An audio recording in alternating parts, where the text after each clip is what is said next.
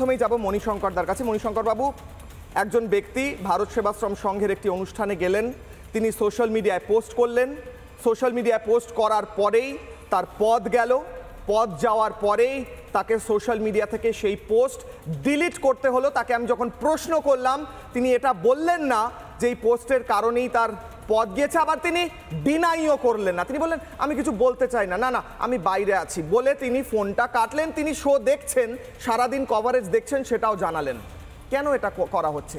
কেন কার্তিক মহারাজের সঙ্গে দেখা করা যাবে না? কোনো হিন্দু কোনো সাধুর সঙ্গে দেখা করতে পারবেন না? বলুন। দেখুন, হিন্দুত্ববাদ বা হিন্দুকে সমাজে প্রতিষ্ঠিত করা, হিন্দুর যে কালচার সেটাকে যাতে ঠিক থাকে, সেটার জন্য এই যে অনুষ্ঠান আপনারা প্রতিদিন করেন, সেটাকে তো আমি সাধুবাদ জানাই যে সত্যি সত্যি আমি একজন হিন্দু হয়ে যে হিন্দুকে উঠানোর যে প্রক্রিয়া সেটাকে আমি সাধুবাদ জানাই।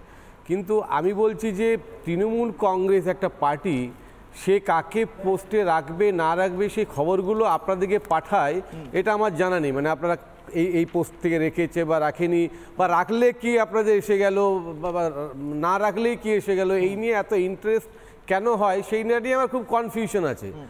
আমার কথা হচ্ছে, দেখুন, আমরা এই যে ভারতবর্ষে সাধু সন্ন্যাসীকে কেন মানে মানুষ ভালোবাসে, তাদেরকে শ্রদ্ধা করে, তার একটা কারণ হচ্ছে আমরা জানি যে সাধু সন্ন্যাসী তার একটা স্পিরিচুয়াল ব্যাপার নিয়ে, আধ্যাত্মিক চিন্তাভাবনা মননে তারা থাকবে, শান্তি বিরাজমান করার জন্য তাদের প্রচেষ্টা থাকবে, তাদের মধ্যে কোনো ধর্ম এই ধর্ম ওই ধর্ম এরকম কিছু বলবে না।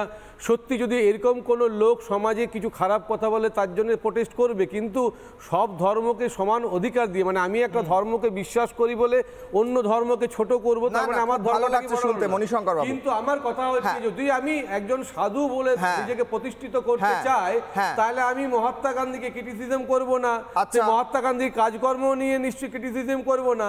তাহলে আমাকে মানুষের গ্রহণযোগ্যতা রাখতে গেলে প্রত্যেকটা মানুষকে ভালোবাসতে হবে। যদি একটা মানুষও আপনাকে নিয়ে ক্রিটিসিজম করে, তার মানে মনে হবে সাধু হিসেবে প্রতিষ্ঠিত আপনি নন, এবং এটা নয়, আপনি ভুল বলছেন। আমি একটা কথা বলি, সেটা আপনি নন। বাজে কথা কেন বলবো? না, আপনি ভুল বলছেন।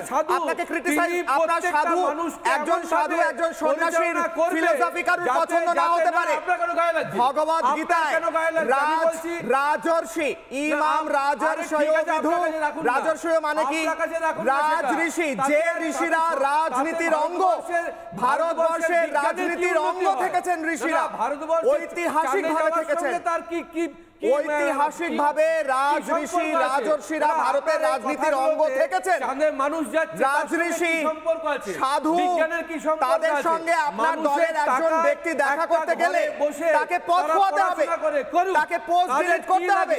সমাজে কি হিন্দু বিদ্বেষ, মানে আমি বলছি যে হাইলাইটে আসার জন্য এমন কিছু সাধু সন্ন্যাসী তার একটা বিরত থাকবে, তার একটা সাধু সন্ন্যাসী কি বিষয়ে কথা বলবেন, কি বিষয়ে কথা বলবেন না, তার একটা লাইমলাইটে আসতে হবে। আর লাইমলাইটে আসতে গিয়ে ক্রিটিসিজম করা ছাড়া আর কোনো কথা নেই। লাইমলাইটে আসতে পারবে না, তার জন্য মানুষকে আঘাত করতে হবে, ধর্মকে আঘাত করতে হবে। সেটার ক্রিটিসিজম তো করতে হবে মণিশঙ্কর বাবু। কে করবে? সাধুরাই করবে। সাধু ঠিক করবে। শব্দের অর্থ কি? একটা মানুষ যে অসাধু নয়।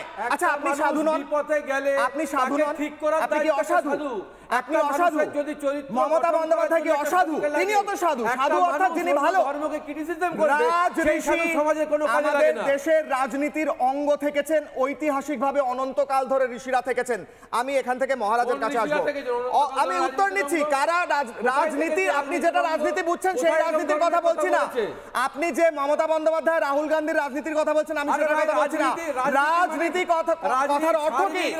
একটা রাজ্যের নীতি নির্ধারণ করবেন সাধুরা, অবশ্যই করবে। তারা মাথা, সমাজের মাথা, সনাতন সমাজের মাথা।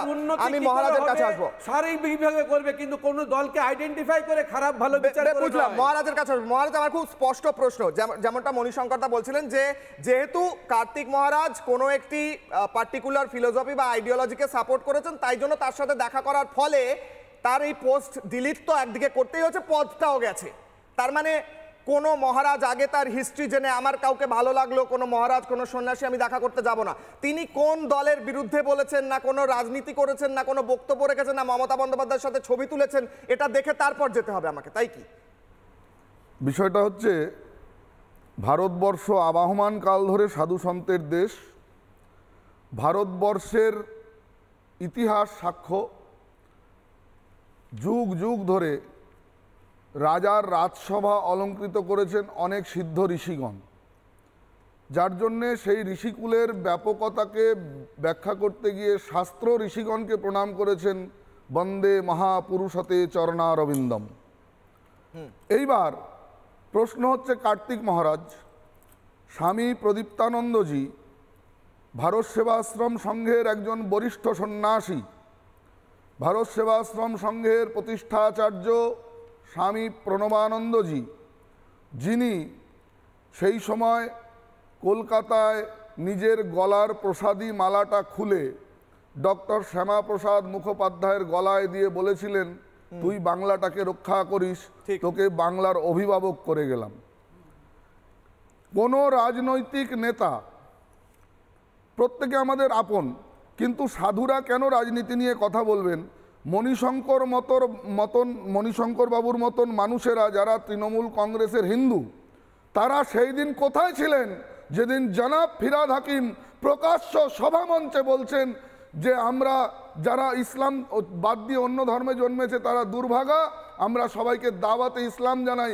মণিশঙ্কর বাবুর মতো তৃণমূলের হিন্দুরা সেদিন কেন চেপে ধরলেন না যে জনাব ফিরহাদ হাকিম আপনি এই কথা বলতে পারেন না, আপনি উইথড্র করুন? না না, তাহলে আমাদের এক সেকেন্ড উনি শেষ করুন। তাহলে আমাদের মতন মানুষদের মুখ খুলতে হতো না। আমাদের না না, উনি তো ধর্মযাজক নন যে আমরা সবাইকে দাওয়াতে ইসলাম জানাই, এটা উনি বলবেন কেন? উনি সংবিধান স্পর্শ করে প্রতিজ্ঞাবদ্ধ, সব ধর্মের প্রতি আমি সমান দৃষ্টি রাখবো। উনি কলকাতার মহানাগরিক, পাড়ার কেষ্টবিষ্টু নন। তাহলে আপনারা তৃণমূল কংগ্রেসের যারা হিন্দু ভাইয়েরা আছেন তাদের জাতিসত্তা কেন বিকিয়ে দিলেন? তারা কেন সোচ্চার হলেন না? কেন বাংলার সাধু সন্তদের রাস্তায় নামতে হয়? কেন কেন মাননীয় মুখ্যমন্ত্রী দাগিয়ে দেন? কেন মাননীয় মুখ্যমন্ত্রী দাগিয়ে দেন যে আমি কার্তিক মহারাজকে সাধু বলতে রাজি নই?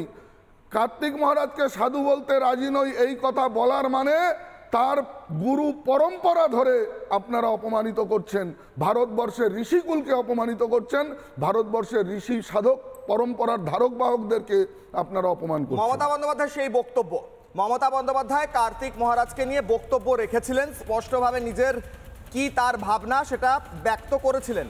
তার কারণেই কি আজ এই ব্যবস্থা নেওয়া হচ্ছে কার্তিক মহারাজের সঙ্গে ছবি দেওয়া যাবে না? এটাই কি আজ তৃণমূলের রুল বুকে লেখা হয়ে গেছে প্রথম পেজে? প্রশ্ন থাকছে মমতা বন্দ্যোপাধ্যায় কি বলেছিলেন শুনুন। সব সাধু তো সমান হয় না। এই যে বহরমপুরের একজন মহারাজ আছেন, আমি শুনেছি অনেক দিন ধরে, কার্তিক মহারাজ, ভারত সেবা সংঘকে আমি খুব শ্রদ্ধা করতাম, কিন্তু যে লোকটা বলে আমি তৃণমূল কংগ্রেসকে এজেন্ট বসতে দেবো না, সে লোকটাকে আমি সাধু বলে মনে করি না। আমি একটি লোকের নাম করে বলেছিলাম, তার নাম কার্তিক মহারাজ। তিনি আমাদের এজেন্ট বসতে দেয়নি। তৃণমূল কংগ্রেসের ভোটের দুদিন আগে মুর্শিদাবাদে যে দাঙ্গাটা করিয়েছিলেন তার হোতা ছিলেন উনি। আপনি বিজেপি করে বেড়ান, আমি বলছি আপনি করুন, কিন্তু বিজেপির চিহ্নটা বুকে লাগিয়ে রেখে করুন। আমি যেটা বলি আমি উইদাউট এভিডেন্সে বলি না।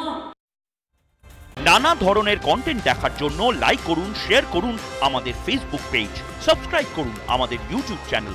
পাশাপাশি অন্যান্য ব্রেকিং নিউজের জন্য অবশ্যই চোখ রাখুন রিপাবলিক বাংলায়।